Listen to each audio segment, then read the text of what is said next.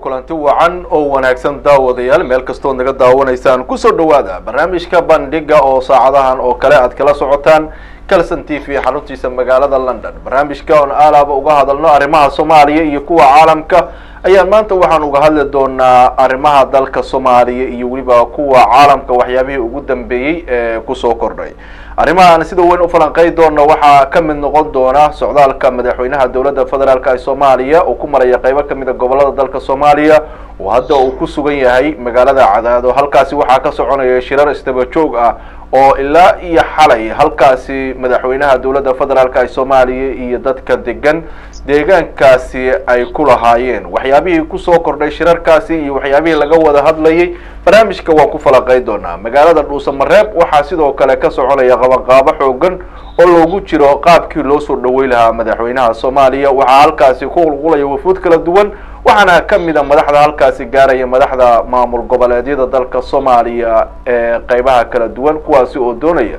inay goobjoog ka noqdaan qaabka loogu soo dhaweeyay madaxweynaha halkaasi iyo waliba shirka la doonayo in halkaasi ay ku wada yeeshaan ahlu sunna wal jamaa iyo galmudug state iyo isku biiritaankooda in badan ay arrimahaasi falanqay doonaa dhinaca caalamkana waxyaabaha aan sida weyn uga hadli doona hadalkii Donald Trump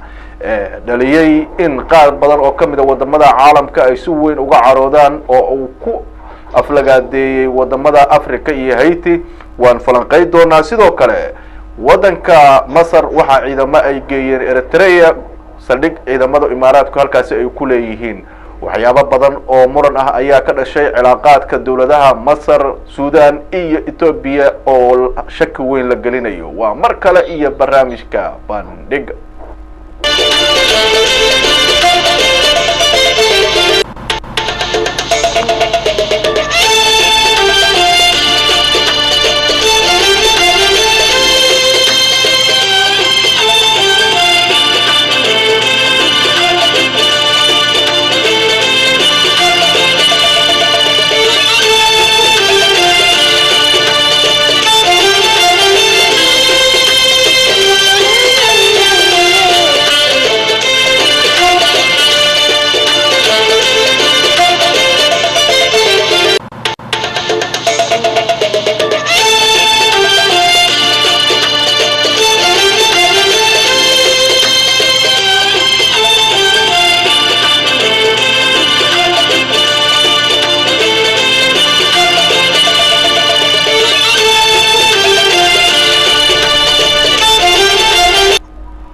daawadayaal qodobadaas iyo qodobo kale ayaan barnaamijkeena ku falanqay doonaa injineer Axmed Abdidoon oo ku sugan magaalada Sheffield ayaana maanta barnaamijka falanqeynaya balse marka hore waxaan jeclahay inaan idin soo gudbiyo madaxweynaha dawladda federaalka ee Soomaaliya Maxamed Cabdullaahi Farmaajo ayaa kulamo istaba joog ah waxa uu la leeyahay dadka degan deegaanka degmada Cadaado oo ah xarunta ku meel gaarka ah ee maamulka Galmudug State waxa halkaasi ku sugan madaxweynaha dawladda federaalka ah iyo waliba madaxweynaha Galmudug State oo si diiran loogu soo dhaweeyay halkaasi waxaan jeclahay bal marka ugu horeysa qaabkii habeenkii xalay wafdiga madaxweynaha markii ay soo gaareen magaalada Cadaado loogu soo dhaweeyay inaan idin soo gudbiyo marka hore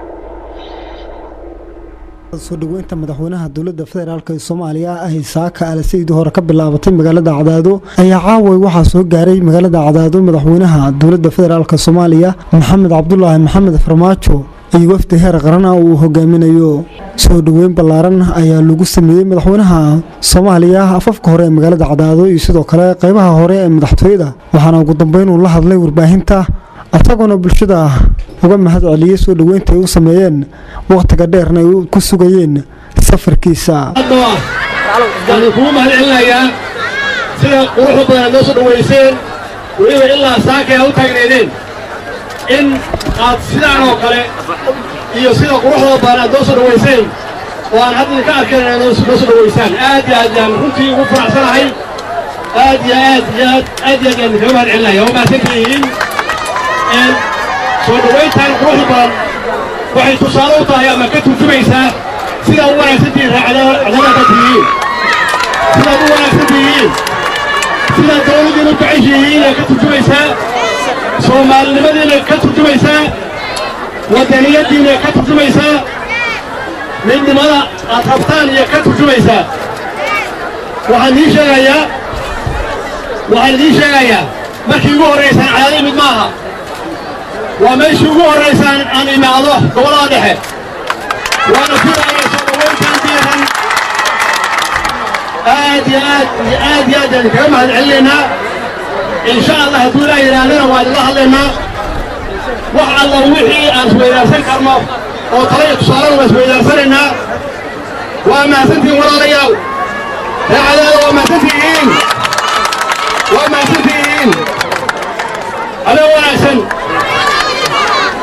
ma aha markii ugu horeysay maxamed cabdulaahi maxamed madaxweynaha Soomaaliya uu soo gaaro magaalada Cadaado tan iyo markii la doortay waxaana la filayaa inuu kulamo kala duwan la qaato odayaasha dhaqanka iyo maamulka Galmudug muddada uu ku sugan yahay gudaha magaalada Cadaado iyo deegaanada u dhow Libaan Axmed Cabdi Kalsan TV Cadaado aad ayuu u mahadsan yahay wariyeena magaalada Cadaado oo warbixintaasi inooga soo diray halkaasi waxaan jeclahay inaan bal markaan barnaamij ku soo dhaweeyo injineer Axmed Abdidoon oo ku sugan magaalada Sheffield injineer marka hore ku soo dhaweeyo barnaamijka qaabka madaxweynaha Cadaado loogu soo dhaweeyay iyo marka aad eegtay khudbadii halkaas uu ka jeediyay maxaa ku baxay bismillaahir rahmaanir rahiim marka ugu horeysa maxamed oo ku salaamaya waana ku mahad celinayaa adiga iyo tiimkaagaba marka xiga waxaan salaamayaa dadweynaha Soomaaliyeed guud ahaan gaar ahaan kuwa ku taxan mataqaana barnaamijka kan haddaan su-aashaada usoo noqdo horta safarka madaxweyne Farmaajo waa safar taariikhi ah waa safar aan noociisa ummadda Soomaaliyeed waayahan dambe arag waa safar uu ka soo bilaabay ilaa iyo Boosaaso ilaa iyo haddana Cadaado ku joogo balse muhiimadda waxay soo jiitaan waxay ahayd markuu magaalada Gaalkacyo yimid safarka magaca buu bixiyo wuxuu yidhi safarka waa safarkii dib u heshiisiinta wuxuu aad iyo aad madaxweynuhu ugu noqnoqday sida uu doonayay in magaalada Gaalkacyo ay dib u midowdo ay hal magaalo u noqoto hal maamul ay hoos tagto runtii arrintaas anigu waxaan isleeyahay waa arrin aad iyo aad udubdhaxaad u ah dib u heshiisiinta waa arrin waxaan isleeyahay mataqaanaa haddayba dhacdaba in hal maamul la isugu keeno magaalada Gaalkacyo aan dhihi karno Soomaalida dib u heshiisiinteedii way bilaabatay runtii dib u heshiisiinta uu madaxweynuhu ka hadlaya waxay tahay tanaasul waxay tahay sugarow waxay tahay garnaqsi waxay tahay inuu si hoose uu balxorta u ogaado maamul goboleedyadu ay ka qabaan ama dadku ay u arkayaan dowladda xamar ka dhisan oo aad iyo aad dadka uga fog maadaama nidaam federaali la abuuray maadaama maamullo ay hoosaad ay leeyihiin waa midda ugu muhiimsan waxay tahay madaxweynuhu bal inuu u koorgalo qaabka maamul goboleedyadu ay u shaqaynayaan xog fara badanna uu ka helo shacabka cabashooyinkoodana dhegaysto federaaleyntu macnaheedu ma aha keliya in maamul goboleedyadu la abuuro iyo dowlad dhexe balse federaaleyntu macnaheedu wuxuu yahay in maamul goboleedka laftiisa xukuumadda la daadajiyo degmooyinka la geeyo gobollada hoose la geeyo dadka tuulo jooga ilaa miyiga la dareemo ujeeddada federaalka horta waa inuu noocaas ahaadaa taas way tan ay tahay madaxweynuhu uu u kurgelayay runtiina waxaan aaminsanahay inuu safarka dhirka badan uu soo maray hadda uu ku joogo magaalada Cadaado caawana uu ku tagayo Dhuuso Mareeb sida ugu baqaalkaana uu tagi doono Cabudwa uu tagi doono Balanballe uu tagi doono mataqaanaa Gurceel waxaan filayaa arrintaasu inay tahay wadda cusub oo waddadii saxda ahayd in dib u heshiisiintii lagu soo celiyey ayaan filayaa Maxamed waa tahay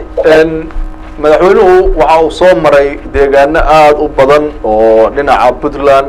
sidoo kale qaybo badan oo wuxuu soo maray oo Galmudug ah cadaado ayuu hadda ku sugan yahay oo galabta uu ka ama bixi doono saacad daqiiqado ka hor sida nala soo sheegay waxyaabaha jira oo sida weyn looga hadlayo waxaa ka mid ah wadahadallada iyo deegaanka iyo waxgaradka uu madaxweynuhu la kulmo marka waxyaabaha ugu badan ee madaxweynaha iyo waxgaradka deegaanadaasi ay ka wada hadlayaan waa mid nooca maxaa lagu tilmaami karaa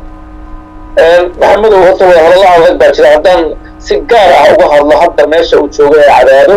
wadahadal aad iyo aad u adag baa ka socda sida aan maqlayo waxaan maqlayaa in reer cadaado aysan ku qanacsanayn habka loo midaynayo maamulka ka dhisnaa dhuusamareeb ee ahlusunna waljamaaca iyo maamulkii hore ee galmudug qaabka dib u heshiisiinta loo sameeyey ha ahaato shirkii nairobi lagu qabtay ha ahaado kii jabuuti lagu qabtay ha ahaado kii muqdisho lagu qabtay ugu dambayntii madaxtooyada lagu qabtay in ay dareen uu jira ah inaan laga qayb gelinin dadka reer cadaadood dareen noocaasa ayaa jira dareenkaas weeye waxa ay ka hadlayaan balse urtii haddaan anigu xoogaa iyadoo falanqeyna ku daro aragtiydana aan meeshaa ku beeriyo inta aadan aragtida ku darin madaxweynaha iyo odayaasha iyo waxgaradka kulan ay yeesheen kulankan waxaa ka horeeyey mid ay horey u wada yeesheen madaxweynaha galmudug iyo waxgaradka degmada cadaado halkaasi muddo ayay ku kulansanaayeen wadahadallo badan ayaa socday marka wadahadalladii ugu dambeeyey intaana aragtida ku darin warbixinada aan ka helayna iyo xogta aan ka hayna maxay sheegaysaa maxamedow runtii wadahadallo aad u adag baa meesha la galay waxaad u malaysaa madaxweyne xaaf in maarata xuja hor taallo sidii uu isugu soo macnaheedu horta ma samaynayso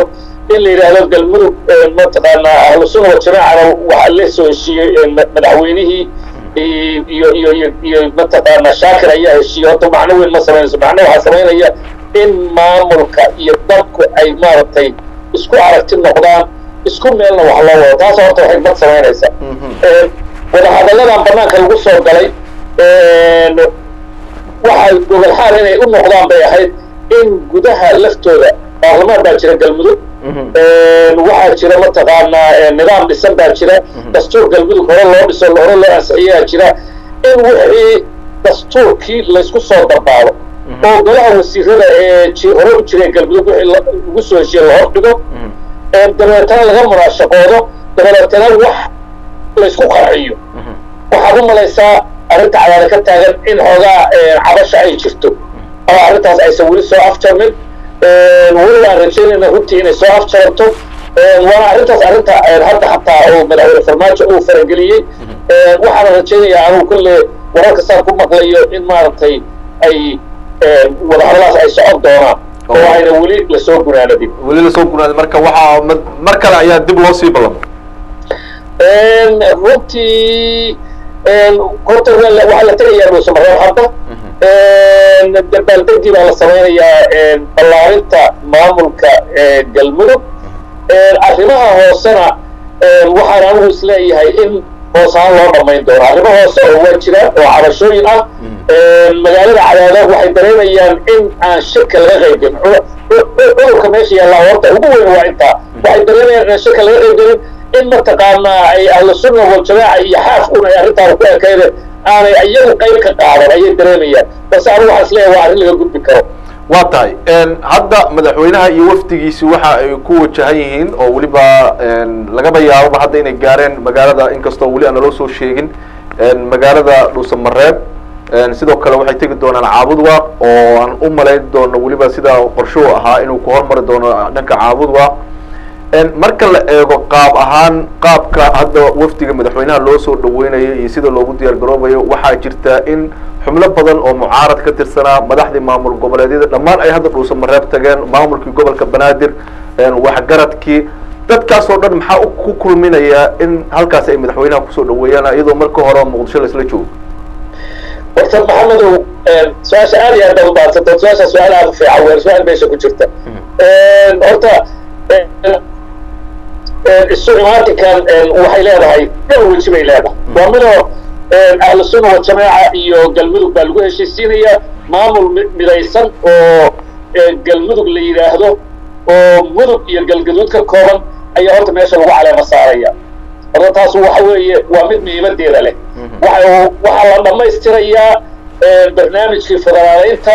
qaybtii galmudug ayaa lasoo afjaraya taas horta muhiimadeeday leedahay maamul goboleedyadana taasaa lagu casuumay dadkan kalean ay leedahay mucaaradkana waxaa jira horta sideedaba deegaanka dad badan oo ka soo jeeda ama mucaarad ha ama muxaafid ha ahaadaane oo siyaasadana ka dhex muuqda ama baarlamaanka aqalka sare ama aqalka hoose amaba dawladdaba ku jira dadkaasu maadaama deegaankan deegaankoodii yahay sidaad og tahayna maxamedow galmudug waxa weeye waa meel degaan dad fara badan oo ka yimaada madaxweynaha laftisaa galmudug ka yimid prime ministerka galmudug ka yimid sidaad la socoto waa meel ilaa iyo dhowr iyo 10 reerood ay mataa ku wadaagaan xukuumadda marka waa taas oo tan keenaysa muhiimadda ay leedahay maadaama meel ay tahay maaragtay madaxda qaranka oo dhan ay ka wada yimaadeen waa meel muhiimadeeda leh midda kale socdaalka madaxweynuhuna waa fursad dib u heshiisiinad weeye madaxweynuhu wuxuu la kulmayaa dhaqanka wuxuu la kulmayaa maamul goboleedyada wuxuu la kulmayaa mataqaanaa kuwa meesha waxaa kaloo jira iyadoo intaa marbar socota cabashooyin fara badan maxamedow dalku in muddaaba ma lahayn dawlad gaarta muu lahayn mataqaanaa intii kumeelgaarka lagu jiray iyo intii ka horreysaba inkastoo xasan sheekh iyo mataqaanaa dhowr jeer tegey gobolkaas uuna u caal waayey oo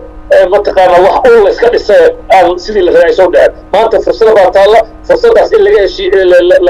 laisla meel dhigo waxaa kaloo taalla maamul goboleedyada kala shaki badan baa jiray iyo xukuumadda waxaa jiray mataqaanaa cabashooyin badan baa jiray taas waxay hadda fursad u tahay in cabashooyinkaas meel la isugu soo xaaro in dalkan laystuso inuu hal dal yahay oo aan mataqaanaa aysan jirin maamul goboleed inta meel iska tahay wuxuu doono samayn karaa in mataqaanaa wixii la muujiyo midnimo soomaaliyeed la muujiyo wax la wada leeyahay xataa haddii maamul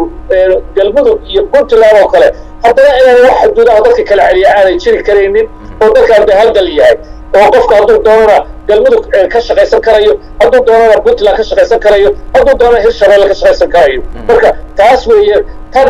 hadda ay fursadda fiican ah oo aan isleeyahay halkaan duwalxaad bay u tahay waxaa laysu helayaa xadmidda kale jaanis maxamedow magaalada muqdisho xasanadeedaa badan xanteeda iyo wararkeeda hoosaa badan oo waxba waa la siyaasadeeyaa maanta banaankaa laisla tegey fursad waxay tahay madaxweynahuna oo si yaroo mataqaanaa degan oo sidii hore aan la mid ahayn loo wada hadli karo meel lagu wada cashayn doono dabeetana laisugu imaan doono la wada quraacan doono fursad fiican laysu heli doono dadkuna isfabkii soomaalinimada meeshaas loo burdhigi doono madaxweynuhu wuxuu yidhi markuu gaalkacyo joogay gaalkacyo waxaan doonayaa buu yidhi inay noqoto hoygii laga bilaabo dib heshiisyada soomaaliya ay ka bilaabato waayo gaalkacyo muhiimad kaloo gooniya ayay soomaaliya dhanba u leedahay waa meel mataqaana udubdhaxaad u ah dalka oo dhan marka waxaan isleeyahay fursadda tani waa fursad aan maamuladii hore iyo kuwii ka horreeyey mataqaanaa ilaa burburka aan soo marin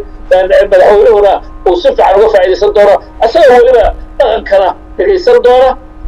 bulshada rayidka ah iyo qaybaha kala duwanna si fiican mataqaan gaargaar inuu la hadlo jaaris u heli doono oo xabar ku heleen maxamed waa tahay marka ma waxaa la dhihi karaa marka laga soo tago qorshahan hadda ah in laga qayb gelayo munaasabadan ballaarinta galmudug iyo isku biiritaanka ahlusunna waljamaaca iyo galmudug in ay jiri karaan shirar iyo waxyaabo kale oo hoose oo laga wada hadlo oo maamul goboleedyada iyo madaxweynuhu ay ka wada hadlaan sidoo kale xubnaha mucaaradka ah meesha jooga iyo madaxweynaha wafdigiisa ay ka wada hadlaan fursad way taallaa maxamedow mataqaanaa haddaan runta u fiirino waa fursad aan hadda ka hor aan meesha imaanin maamul goboleedyada laftoodu caqabada baa jiray waxaa jiray isfaham waa hore baa jiray saad la socotaba waa kuwii maamul goboleedyadu kismaayo ku samaystay hadda ka hor golo ku samaystay golahaas sababta loo sameeyey waxay cabasho ay qabaan bay ahayd oo ay dowladda dhexe ka qabaan marka madaxweynuhu sideedaba waa head of state waa ninka ugu sarreeya dalka u dhexeeya midda kale maamul goboleedyada hadday ahaan lahayd xukuumadda hadday ahaan lahayd baarlamaanka labadiisa gole iyo hadday ahaan lahayd bulshada rayidkaba madaxweynuhu waa gundhiga weeye waa meesha laysugu imaanaya marka ugu dambaysa marka fursaddaani waa fursad aan mar walba la helin aan aaminsanahayna inay mataqaana maamul goboleedyadu waxay cabashaada ay qabaan ay soo bandhigi doonaan haddii la bulshada rayidku ay sidoo kale usoo bandhigi doonaan in mataqaanaa qaabka horta aan u soconnaa waana taas tan muhiimadda leh horta haddaan soomaalinahay qaabka dib u heshiisiineed ee aan rabno iyo qaabka federaalka aan u soconnaa sidee noqon karaya in wax meel la isla dhigo dabeetana madaxweynuhu isagoo xalkii qaranka ee boose ku wada inuu magaalada boqoshan geeyo waa tahay waxyaabaha kaloo aada la isku weydiinaya waxaa ka mid ah mar haddii madaxweynihii soomaaliya uu meesha tegayo siyaasiyiin iyo waxgarad iyo odayaal iyo madax maamul goboleed iyo intiiba way tageen deegaan ahaanna deegaanka hadda lagu kulmayo ra-iisul wasaaraha waxaa loo eegaa markii la yidhaahdo habka nidaamka 4.5 oo kale waa kursiga meeshuu kaga fadhiyay oo deegaan ahaan uu kasoo jeeday mana uusan ka qayb gelin oo hadda shirar kale oo waddanka dabadiisa ayuu la qorsheynaya inuu ka qayb galo oo ra-iisul wasaaraha maxaa sababa taas maxamed su-aal aad iyo aad u fiican weeye horta waxaa jirta madaxweyneha ra-isul wasaare meel suba raacayaan oo mataqaana caadi maaha inay israacaanba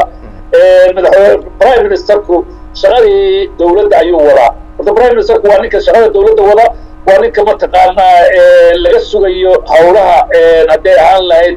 xagga dawliga hadday ahaan lahayd xagga xiriirka dibadda hadday ahaan lahayd wax alla wixii ay dawladdu ku shaqaysato ninka laga sugayo waa prime minister madaxweynuhu waxa weeye waa ilaaliye waa dastuurku ilaalinayaa korku waxaan ka ilaalinayaa wuu la socdaa wax meesha ay marayaan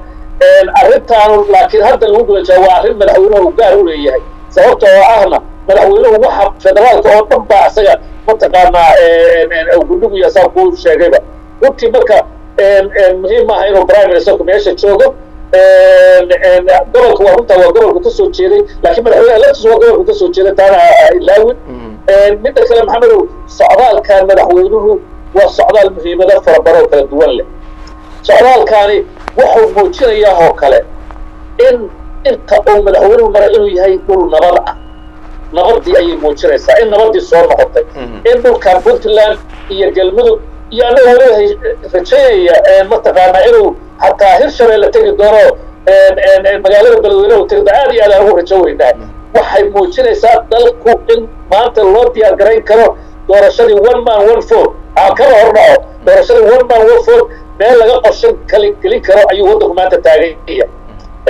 waxaana muuqata kooxihii nabadiidka dhulkan dhul laga nadiifiyey inay tahay oo nabad ah oo madaxweynuhu dhulka ku marayo aanu diyaarad u maraynin halka waagii hore diyaaradta laga soo qaatay muqdisho cayaada lagu tegi jiray ama gaalkacyo ama garowe ay taas u dhammaatay marka sawir cusub ayay caalamka tusaysaa annaga soomaali haddaan nahay maxamedow caalamka ayaa wax nagala dhexeeya arrinta soomaaliya security councilkay taallaa charter 7 baa lagu xukumaa soomaaliya saa la socotaba marka taas waxay marka international xaggeeda ka eegto muhiimad gaara ayay sii leedahay waxaa la arkayaa waddankii inuu dhabihii kasoo kabashada dagaalkii sokeeye iyo dagaalkii mataqaanaa dadka walaalaha ay ka dhex dhacay in laga soo kabanayo oo maanta loo gudbi karo heerkii developmentka horumarinta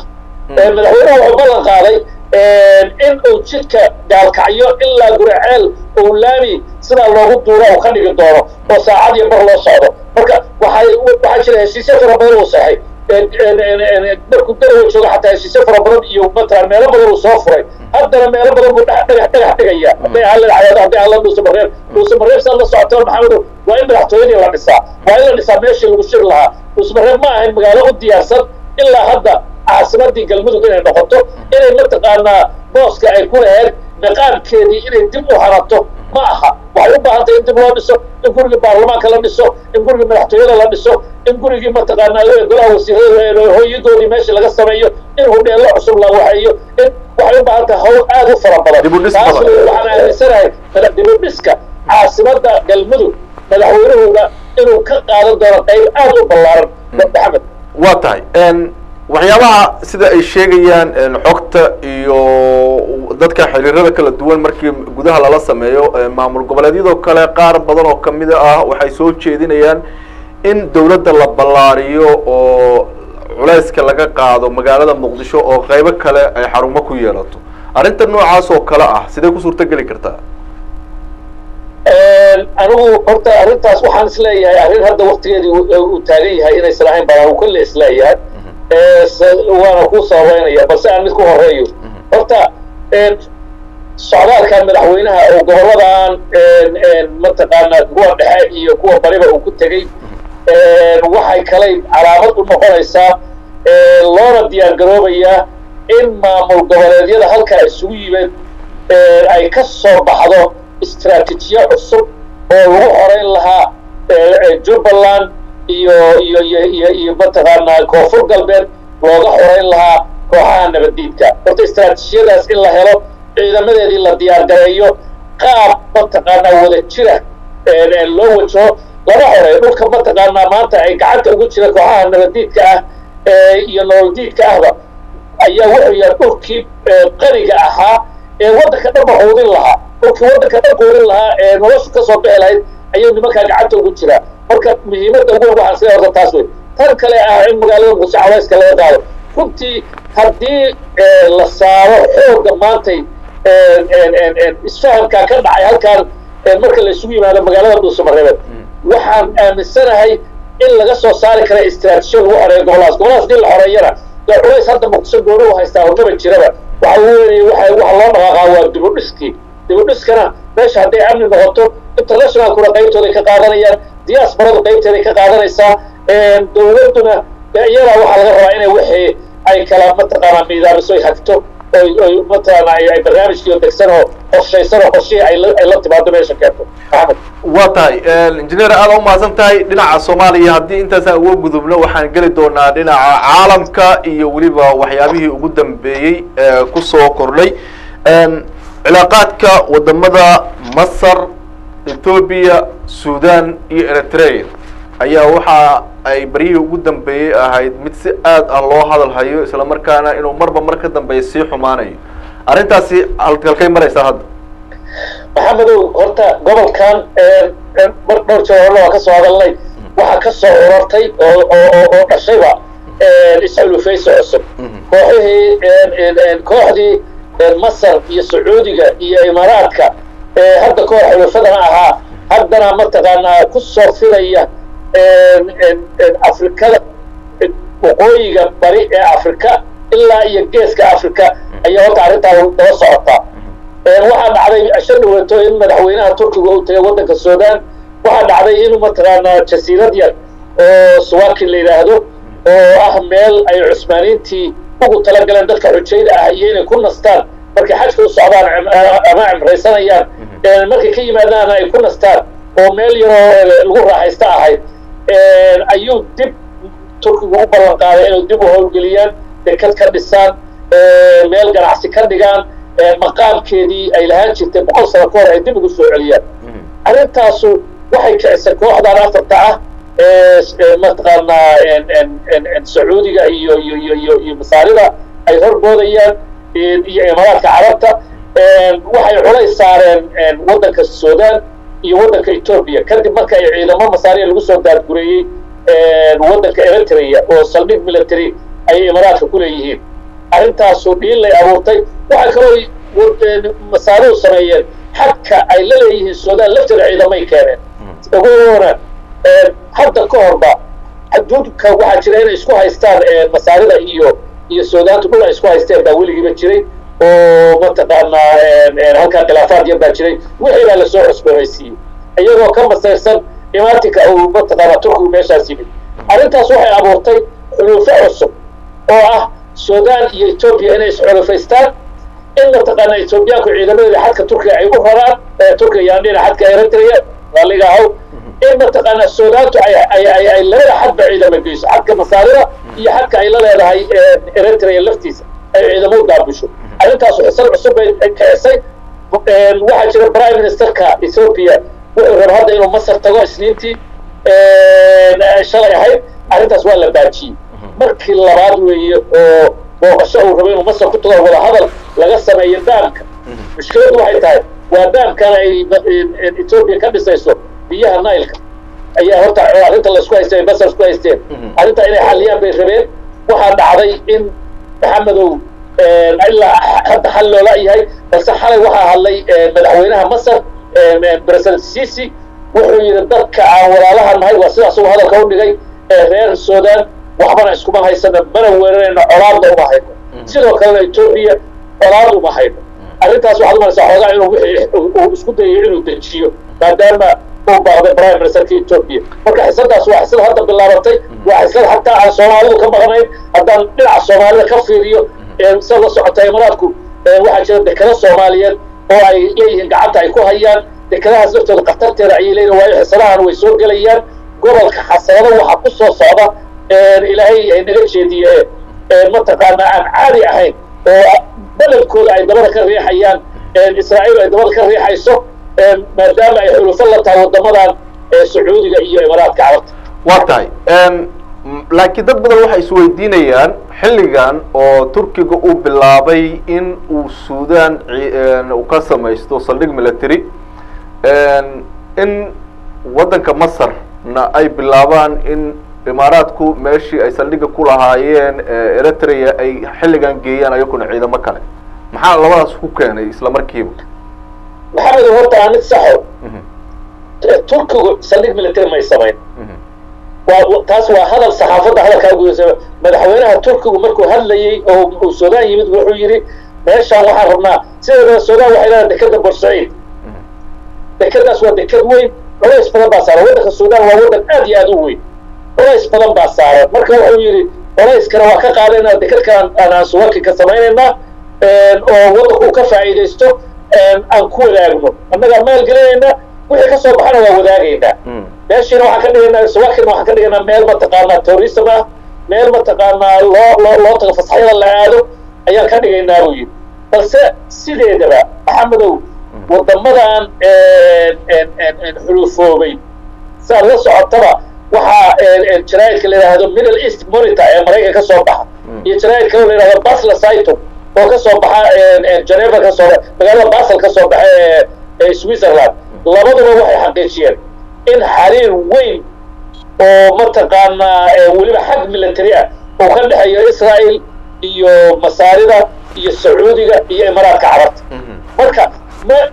ma doonayaan meeshaan inay soo dhex gasho turkigu waxay doonayaan inay gobolkaan oo dhan iyagu xirtaan waana sababta keenaysaa in mataqaanaa maxamedow imaaraadka carabtu inay dekadahan iyo ay tiraada annagaa maamulayna annagaa intaas sarkiraysanayna annagaa lacag ku bixinayna annagaa maalgelinayna arrintaas waxa weeye waa arrin siyaasadaysan weeye ma aha arrin dhaqaalo keliya geeska marka loo eego waddamadan iyo oo haddeertan la leeyahay inkasta oo africa hadda loo soo wada jeestay laakiin in waddamadii carabta ay hadda bilaabaan in waddamadan isla markiiba ay u noqdaan meesha ugu horeysa oo indhaha ay ku hayaan maxaa keenay xilligan uu soo kordhiyey maxamedow waa su-aal aad iyo aad u qiimo badanba waxaa keenaya waxa weye horta geeska africa iyo bariga africa oo dhanba qayraad fara badan baa ku jira batrool baa ku jira gaas baa ku jira waa loogyataa taas waa midda koowaad oo waa loo tartama loo kala hormaraya waxaa jira sideeda xulufadan aan hadda ka soo hadlayay waxaa gadaal ka fadhiya oo riixaya waa maraykanka khaasatan donald trump oo markii uu yimid sacuudi arabia kadibna uga gudbay tel aviv uga gudbay kaarto iyo qorshe cusub oo uu la yimid weeye qorshahaas ayaa la rabaa in la meel mariyo ayadoo laga faa'iidaysanayo waddamadii ku burburay gugii carabta ay ka mid tahay mataqaanaa syria iyo ciraaq oo iyada laftooda jajabada burbursan iyo mataqaanaa waddamadii libiya iyo marka waxaa la doonayaa in lagaga faa'iidaysto oo maadaama ay u gacan banaanaysayseen laakiin midda iyagana haysata waa waddanka iiraan oo halkaa fadhiya oo ah mataqaana il qudax ku taagan ku ah iyaga waddanka laftiisa sidii dhabarka looga jabin lahaa baa la isku dayayaa haddana wuu bilaabay cunaqabatayntii maraykanka wuu ku bilaabay iyo barasharkii wuu ku socdaa marka laga eego taasoo kale hadda sidaa sheegtay waxaa la aaminsan tahay in maraykanka uu arrintan xiriir ku leeyahy dhinaca kale maraykanka waxaa ka furan caqabado aada u badan ayaa ka socda banaanbax mudaharaadyo waaweyn aa ka socda waxaa wadamada africa ay ku eedeeyeen madaxweynaha maraykanka iyo qaar badan oo kamid a weliba madaxda caalamkaba in hadalla cusuriyeysan oo wax laga xumaado ah uu ku dhawaaqay oo uu ku aflagaadeeyey Haiti iyo wadamada Africa arrintaasi halkay maraysaa hadda maxamedow runtii Donald Trump ma aha markii ugu horeeyay ee ku bariiqday xagga diblomaasiyadda waliba luqadda diblomaasiyadda wuxuuna waa loo ogaa Donald Trump inuu nin cusuriya yahay inuu yahay nin dadka takoorka fikirka takooriga ah dadka aaminsan iyo mataqaanaa jinsiyad sooca inuu yahay waa arrin mataqaanaa hore loo ogaa arrintiina wuu ceshan kari waayo banaanka ayuu soo dhigay asagoo ku tilmaamay wadamada Afrikaan inay yihiin mataqaanaa bulaacad ama masquul asagoo ku tilmaamay hadda saa u taqaanaa mata meel lagu saxaroodo ku tilmaamo meel ureysa asagoo ku tilmaamay runtii arrintaas aad iyo aad anigu laba dhinacba inaan arrintaa ka eegaa rabaa dhinacna hadalka uu yidhi iyo macnaha uu leeyahay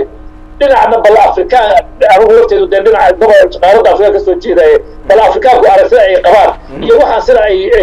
yihiin haddaan dhinaca Maraykanka ka eego horta waa fikir takoori ah waa fikir Maraykanku weliba nimankan la yidhahdo white supremacist oo ah dadka aaminsan jinsiyadda caddaanka ah inay ka fiican tahay jinsiyadaha kale inay tahay jinsiyadda mataqaanaa xalaasha ah inay tahay fikirkaas waa fikirka Hitler ee Aryan race dadka mataqaanaa asalkooda Aryanka ka soo jeedo waana isla fikirka oo Donald Trump ku doodayo marka uu hadalka sida uu dhigay uu leeyahay meesha ay dad mataqaanaa meel ureysa ka yimid aan soo aruursanayno maamul dad ka soo kaxaysan laakiin waxa uu iska fogeeyay inuu yahay qof cusuri ah oo waxa uu sheegay in qofka ugu dambeeya ee wax laga weydii karo dhinaca cusuriyada inuu cusuri yahay oo noqon karo Donald Trump maxamed waa runta waa waqti dambe very late ayuu yiri horta cusuri ma aadi aad u dambeeya markii ugu horreysay hadalka muu inkirin White House lagama inkirin su'aasha waa la weydiiyay xataa midda kale waxa cusuriyada u dheer Donald Trump oo caan ku yahay dadka mataqaanaa lagu ogyahay inuu nin beenaala yahay waxa la tiriyay saxaafaddu waxay soo tirisay inta jeero beenta sheegay 2006 ayuu sii maray ugu dambeysay oo been sheegay hadallada uu sheegay dhan ay been ahaayeen marka nin yaqaana been guurka inuu yahay waa loo ogyahay balse arrintan waa arrin runa macnaha maxay tahay takoorkan wuxuu yahay fikir waa hore jiri jiray oo waagi dagaalkii labaad dagaalku ka bilowday Hitler keenay oo hadda soo la kaclay oo ah in ninka cadi uu ka mudnaan leeyahay dadka kale in midda kale waxaa jira wax la in la abuuro dadka Soomaalidu waxay taqaanaa dadka reer miyiga waxay raadiyaan awreera waa qoor si geela loogu daro oo ilmo qoor ay u dhawaado fiican oo mataqaanaa jinsiyad fiican loo abuuro tabtaas oo kale fikir ah ay dadka caddaanka qaarkood qabaan oo ah in loo baahan yahay in la abuuro dadka caddaanka ah la badiyo meesha ay dadkan meesha ureysa ka yimid madowga ah jinsiyadaha liita xataa ay shaagu ku jiraan jinsiyadaha liita ah mataqaan la soo aruursan dhinaca Afrika baa ka eega haddaba horta waxaan isleeyahay hadalka Trump waxbaa ka jira meeshaan meel ureysa hadday sababta lagama soo carareen oo lama soo carareen wadamaha kale oo dadku badaha kuma baaba'een oo dooyaha aad aragtay bambirada maalin walba ku dhexdhacay oo arkayso dadku uma soo qaxeen meeshaan waxaa masquul ka dhigay waxaa meel ureysa ka dhigay waxaa bulaacad ka dhigay waxa weeye maamulada ka dhisan Afrika madaxdoodu maalka dadka Afrikaanka ah oo ay soo saaraan jeebkay ku gurtaan markaas waliba ma haystaan oo waddan dhexdiisa kuma haystaan wadamadan ay la yimaadaan Maraykankay geystaan waxay geeyeen Ingiriiskay keensadaan Faransiiskay keensadaan bangiyada adduunka ay kusoo shubtaan hadda meeshaan aan joogno iyo magaalada Manchester haddaad tagto dhismayaasha ay ku leeyihiin wadamadaasi waa la yaabaysaa lagu leeyahay madaxweyne hebel baa leh ama gabar u dhalay baa leh ama wiilow mataqaanaa adeer u yahay baa leh musuqmaasuqaas maalka dalka Afrikaanka laga soo dhuuqayo banaanka loola soo carayo ayaa horta meesha bulaacad ka dhigay waxa meel uu ka dhigi lahaa maalkaasoo dalka dib loo geliyo maalkaasoo aan la dhicin maalkaasoo mid jeebka aan ku dhicin meesha meel uu oo fiican oo xataa Donald Trump uu soo cararo ayay ka dhiceen hal soo Donald Trump eheladiisii مسخول أيه لفتو كعرر هل كانوا مرة مسخول هاد يوم تلان شوفنا والله عرري أمريكا بقى سووا الله إن أوجي أو مسخوش كعرري تصبح الماسية وما تقول طب مساكينة والعكس كتير ورود بقول الصومالية أي حبس كتير هذا والله غير مثلا مسخوش تبي له عليه الله خبر مركا تصبح يتوه لو سيا سيا عندنا الله سبحانه تعالى محمد واتاي وقتكو آد نو هيا وحيابها كلا ترام أو آد كأوغهالي إسلا مركانا warbaahinta caalamkuna ay si weyn uga hadlayaan waxaa kamid ah xiriirkii ka dhaxeeyay Pakistan iyo wadanka Mareykanka oo meesha ugu xumeed gaaray taas waa run maxamedow arrinta Pakistan iyo Mareykanka ay isku hayaan waxa weeye Donald Trump maalmood uu hadlay hadalkiisa wuxuu yiri Pakistan waxay naga qaadatay 15 sano ugu dambeeyay $33 bilyan milyan ma bilyan weey ayay naga qaadatay oo siino macaawino military iyo wax walba u siino ayagana been bay naga iibinayeen been iyo wax aan jirin iyo khiyaano ayagoo waliba guryahooda ku hayay argagixisada aan raadinaynay bas arrinta laba dariiq in laga eego u baahanta waxa dadku ay leeyihiin mataqaan arrimahan u dhul daloola siyaasadda caalam waxay leeyihiin arrinta Pakistan waxa ka dambeeya wadanka Saudi Arabia maadaama Pakistan ay ka sii fogaanayso ayay Mareykanka waxay ku saareen pressure inuu lacagta ka joojiyo si ay Pakistan ugu qasbanaato inay dib u Saudi Arabia ugu soo noqoto ay dawladda Sacuudiyiintu u isticmaalaan dagaaladan bariga Afrika mataqaana iyo waqooyiga Afrika ka socda ay dib ugu isticmaalaan ciidamadooda iyo mataqaana qalabkooda ay dib u isticmaalaan wada taas mid bay u amid midda kale Pakistan lafteedu waxay samaysay xogtii ay siin jirtay Mareykanka way ka joojisay waxa jira dariiqyada loo maro wadanka Afghanistan ciidamada NATO ciidamada Mareykanka ay degan yihiin طريقة الله مروا باكستان والأحمر ما أنت هذي طريقة باكستان حتى شكرا أفغانستان وقر حيسا وين يستاجيسا مريكا كنا أول ما هليو إنه تأكل إذا ما يسكت أفغانستان هاسوي كان مهمة اللي بهي إلا فهمه إن أي أرنت هذا أرنت سياسة oo isku xiran maxamedow siyaasaddu way iswada waafaqaysaa marka la eegto waxa bariga Afrika lagu hayo marka la eegto waxa bariga dhexe lagu hayo marka la eegto waxa bariga fog ee Pakistan iyo Iran lagu hayo intuba way iswaafaqayaan waxa ku sheegay wax isla yihiin oo qorshe degan oo CIA-da Mossadka waxana isla ogyihiin ay tahay maxamed aad ayaan kugu mahad celinayaa injineer daawadayaal barnaamijkii bandhiga oo maanta aan uga hadlaynay arrimaha Soomaaliya kuwa caalamka injineer Axmed Abdidoon oo ku sugan magaalada Sheffield ee wadankan UK oo noo falanqeynayay inta ayaan kusoo gabagabeynaya Cabdiraxmaan Soomaali ayaa barnaamijka farsameynaya aniga Maxamed Cabdisalaad oo idila socodsiinay inta barnaamijkan barnaamij xigoo kulmi doono dhamaanteen waxaan idinkaga tagaynaa sida iyo nabadgelyo wa salaamu calaykum wa rahmatullaahi wa barakaatuh